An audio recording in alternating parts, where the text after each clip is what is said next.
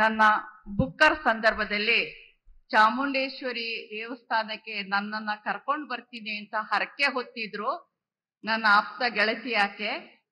ನನಗೆ ಹೋಗ್ಲಿಕ್ಕೆ ಸಾಧ್ಯ ಆಗ್ಲಿಲ್ಲ ಕಾರಣಾಂತರಗಳಿಂದ. ಆದ್ರೆ ಈ ಒಂದು ವಿಶಿಷ್ಟ ಸನ್ನಿವೇಶದಲ್ಲಿ ನನ್ನನ್ನು ಕರ್ನಾಟಕದ ಸರ್ಕಾರದ ಮೂಲಕ ಆಹ್ವಾನ ಮಾಡಿ ತಾಯಿ ಚಾಮುಂಡಿ ಕರೆಸ್ಕೊಡ್ತಾ ಇದ್ದಾಳೆ ಅಂತ ಹೇಳಿದೆ.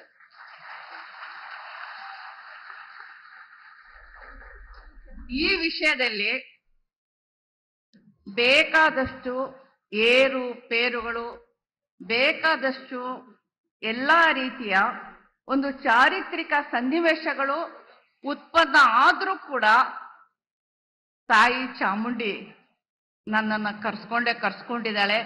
ನಾನು ಈಗ ತಾನೇ ಆಕೆಯ ಸನ್ನಿಧಿಯಿಂದ ನಿಮ್ಮೆಲ್ಲರ ಎದುರಿಗೆ ಬಂದು ನಿಂತಿದ್ದೀನಿ.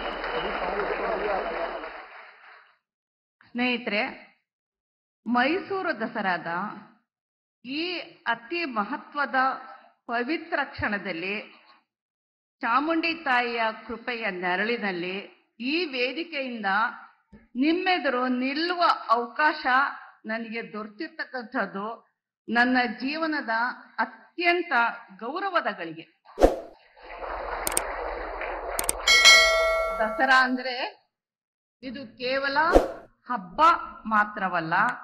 ಲೇಟೆಸ್ಟ್ ಹಾಗೂ ಇಂಟ್ರೆಸ್ಟಿಂಗ್ ಸುದ್ದಿಗಳಿಗಾಗಿ ಬಾಸ್ ಟಿವಿ ಕನ್ನಡ ಚಾನೆಲ್ನ ಸಬ್ಸ್ಕ್ರೈಬ್ ಮಾಡಿ. ಹಾಗೆಯೇ ಬೆಲ್ ಐಕಾನ್ ಪ್ರೆಸ್ ಮಾಡಿ. ಇದರ ಜೊತೆಗೆ ಫೇಸ್ಬುಕ್, ಇನ್ಸ್ಟಾಗ್ರಾಮ್, ಎಕ್ಸ್ ನಲ್ಲೂ ಮಿಸ್ ಮಾಡದೆ ಫಾಲೋ ಮಾಡಿ.